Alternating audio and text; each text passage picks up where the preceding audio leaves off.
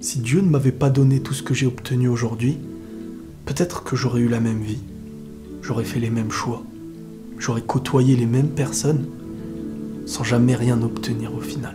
Donc avant de commencer cette vidéo, je tiens à remercier Dieu pour tout ce qu'il m'a donné, et aussi pour tout ce qu'il a su me retirer. Si les choses dépendaient uniquement de moi ou de nous, on se serait refusé de lâcher certaines choses dans nos vies, qui étaient en fin de compte parfois un mal pour nous, mais aussi pour l'autre. Derrière chaque difficulté et derrière chaque larme, il y avait un bien. Tout ça, c'est un bien qu'on ne peut connaître si ce n'est quand il décide lui-même de nous le montrer. C'est comme une porte que je n'aurais jamais décidé d'ouvrir s'il ne l'avait pas mise devant mes yeux. C'est peut-être la vidéo la plus authentique et la plus profonde que vous aurez de ma part. Et pour être honnête, j'ai un peu l'impression qu'elle l'est un peu plus pour moi que pour vous. Vous savez, quand on expose beaucoup de choses de nos pensées, et qu'à un moment donné, il y a toujours cette limite, ce mur, et que ce qui est derrière à nos yeux est encore plus important, parfois on se dit qu'il faut aller au bout. Que même si certains ne nous comprennent pas bien, on ne peut pas rester sans aller au bout de sa pensée, sans dire ce qu'on a à l'intérieur. On s'en veut toujours un petit peu quelque part. Et là, je parle vraiment de ma foi intérieure et de ce qu'elle représente en fait dans ma vie sur Terre. C'est-à-dire mon accomplissement, mon rôle. J'ai ce besoin de partager l'exactitude de ma foi. Et peut-être qu'il y a même une raison à ça. Elle comble nos tristesses en étant le véritable médicament qu'aucun docteur, qu'aucun médecin ne pourrait nous prescrire. C'est ni quelque chose qui s'achète, c'est quelque chose encore plus profond. Ça peut soigner, ça peut rendre heureux. Ça fait naître en toi ce que tu es censé être à mes yeux. Elle apporte à un cœur ce que beaucoup de gens ignorent, le fait de combler un manque. C'est ce qui te permet de te retrouver dans ton rôle, comme tout ce qui existe sur Terre, en sachant pourquoi tu es là. Et à partir de là, tu ne peux pas être malheureux. Je vous dis ça vraiment avec le cœur, et je ne cherche même pas à donner envie ou à ne pas donner envie. Là, je parle simplement avec mon cœur. Tu ne peux pas être malheureux. Tu peux être triste, parce que c'est des choses que tu ne contrôles pas. Mais être malheureux, c'est impossible, parce qu'à travers la difficulté, tu retrouveras ton chemin, et à travers le bonheur, tu le savoures. C'est comme un enfant qui pense avoir perdu ses parents, et qui se rappelle qu'ils étaient au bout d'une rue. Le rappel de ta foi, de ta croyance, c'est en fin de compte, après une douleur, se rappeler ce que tu es. Que tu es au courant, que tu vas avoir mal à des moments, que tu vas endurer à des moments. Face à toutes les épreuves, tu pourras toujours les surmonter. Même si elles sont difficiles, ça s'appelle des épreuves. En gros, elle est le manque que beaucoup se refusent de toucher. Vous savez, j'ai pas besoin d'entendre que des gens l'ont utilisé pour se battre, que certains ont mal agi avec. Ça résonne dans mes oreilles comme quelqu'un qui aurait mal utilisé l'amour, qui en aurait fait une guerre, qui à cause de l'amour a très mal agi. Je ne remettrai jamais en cause une vérité, un but sur Terre, un bienfait, à cause de certains qui l'ont mal utilisé, qui ne l'ont pas compris. Surtout quand la majorité des êtres ne sont pas ceux qui l'utilisent mal ou qui font du mal. Le tort, il vient de l'erreur, il vient pas de la vérité. C'est l'homme qui agit mal qu'il faut juger, pas le vêtement qu'il avait. Avant toute chose, sachez que je m'adresse, comme je l'ai toujours fait à tout le monde, aux enfants, aux adultes, aux croyants et aux non-croyants. Que vous soyez de ma religion, de mon avis, ou d'une autre religion, ou d'un autre avis, c'est la même chose. Au fond de moi, je vous considère, sans aucune exception, comme les créatures de Dieu et des frères en humanité. Et de sa création, j'essaye de m'efforcer à avoir de l'amour pour chacun d'entre vous. Tous autant que vous êtes, même si c'est pas toujours facile. C'est vrai. Mais j'essaierai toujours de faire en sorte que la finalité sera de vous souhaiter sincèrement le bonheur. Peu importe ce que vous pensez, peu importe ce que vous allez dire.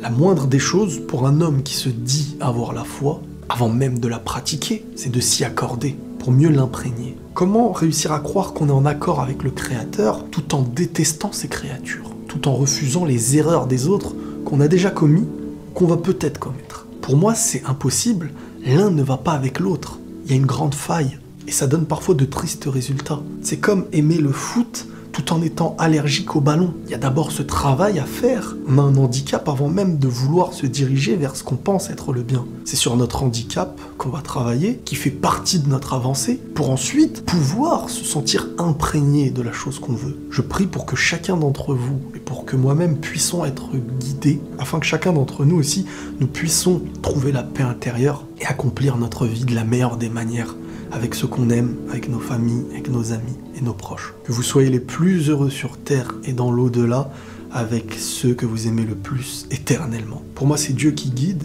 et c'est lui qui éveille les cœurs. C'est pas moi, c'est pas celui qui viendra te parler après moi. Nous, on est tous au même statut de l'être humain qui est faible, tout simplement. La meilleure chose qu'on pourrait faire, c'est de participer à être une cause, c'est-à-dire d'essayer de planter des graines. C'est pas nous qui faisons pousser, nous on pose la graine. Et dans la vie, c'est pareil. Faut jamais se dire que c'est moi qui ai tout fait. Penser qu'on est les plus forts. C'est un moyen de commencer à s'éloigner, du moins pour moi, de ce qui est la foi et ce qui fait naître parfois de l'ego, de l'orgueil. Je profiterai tant qu'à faire aussi de cette vidéo pour pardonner toutes les personnes qui m'ont peut-être déjà fait du mal. Et je vous demande aussi de me pardonner si j'ai pu, par une quelconque manière, vous faire du mal, volontairement ou involontairement. Il est important, quand on veut être en accord, de ne pas avoir honte de demander pardon. Parce que si on a honte de viser ce qui est important, c'est que c'est pas si important à nos yeux. On doit tout faire pour essayer de laver notre cœur de la haine, de la rancune, et surtout de tout faire pour ne pas être le mauvais exemple de quelqu'un. Et surtout des plus petits aujourd'hui.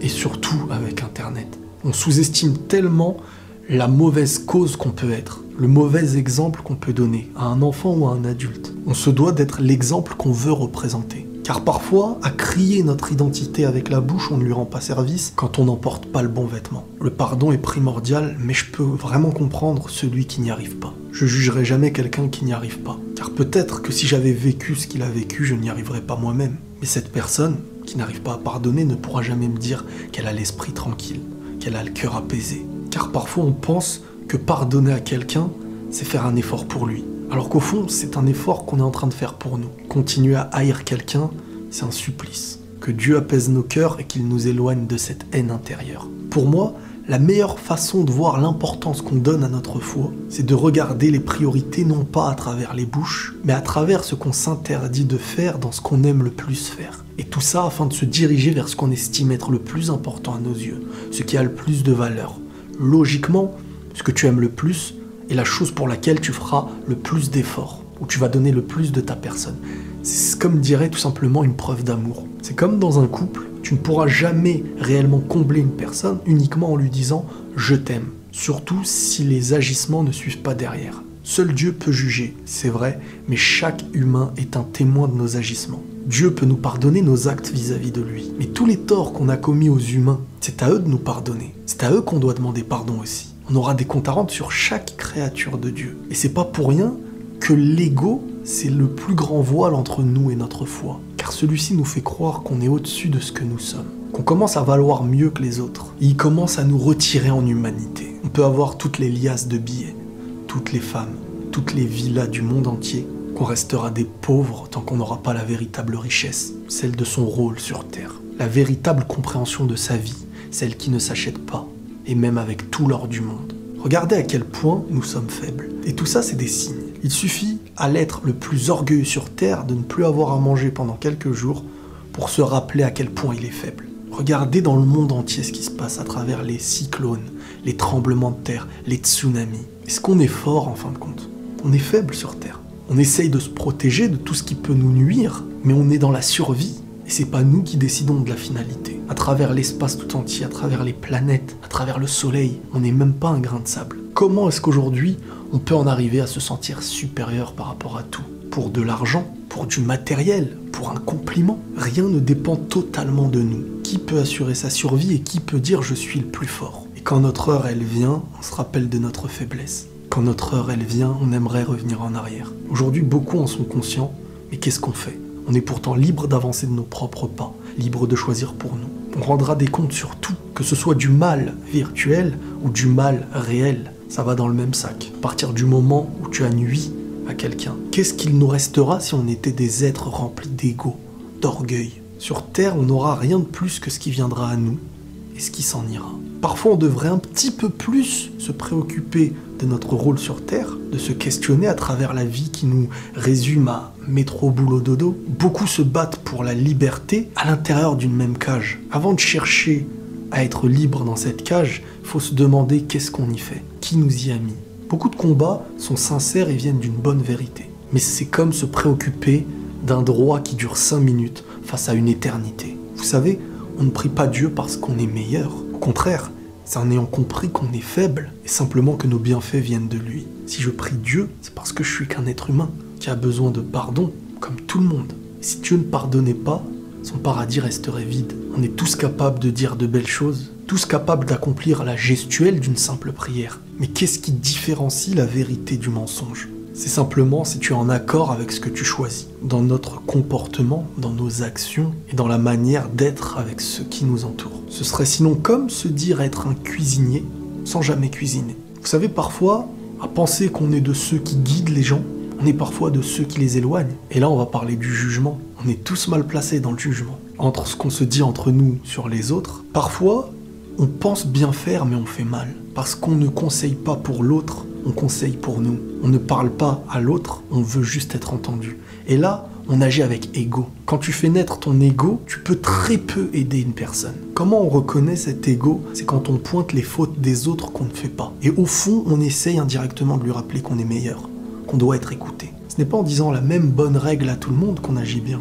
C'est en connaissant la différence, en sachant à qui on parle. Chaque être humain est différent, chacun a un vécu, et chacun commence à un moment différent. Si tu veux aider quelqu'un, tu dois savoir qui il est. Car aujourd'hui, on est dans un monde où on colle des textes à tout le monde et on se dit bye bye. Si vraiment tu veux aider quelqu'un, tu dois connaître sa sensibilité, tu dois connaître son cheminement. Quelqu'un qui vient de débuter, je suis désolé, on ne lui parle pas comme quelqu'un qui a 1000 ans d'expérience dans sa vie. L'objectif, c'est de faire en sorte que chacun se raccroche à son bien. Pas de simplement étaler une science qu'on pense avoir. On n'est pas supérieur. La plus petite des bonnes actions de quelqu'un vaut parfois mieux que toutes les plus grosses qu'on pense avoir. Combien d'entre nous ont coupé le dernier fil qui raccrochait un être à son Seigneur ? À lui dire « ça ne sert à rien de faire ça si tu ne fais pas ça ». À lui dire « c'est trop tard ». À juger la tenue d'une personne en la rabaissant sans jamais savoir si elle venait de commencer à se trouver. À oublier que le commencement parfois se fait doucement. Et que la finalité de ces personnes qu'on juge nous dépassera parfois de très très loin.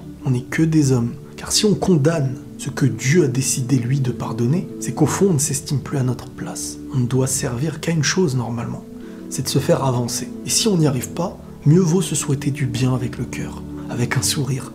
On aura fait une meilleure action pour nous et pour l'autre. Ça vaut mieux que de faire fuir par nos bouches. L'ego, c'est quoi ? C'est se sentir supérieur. C'est de penser qu'une origine est supérieure. C'est d'interdire un être proche de Dieu pour sa couleur. C'est croire uniquement quand ça va dans notre sens. Parfois, c'est tellement dur d'avoir à faire comme tout le monde pour paraître normal, dans une normalité qu'on considère pourtant comme anormale. Ma foi, elle ne m'interdit pas, elle m'évite de tomber. J'ai compris mon rôle, et depuis ce jour-là, tout ce que j'estimais anormal en moi, c'est devenu la force de mon existence. Que Dieu apaise vos souffrances, vos douleurs, et vous donne le meilleur. Prenez tous soin de vous, et la paix sur vous.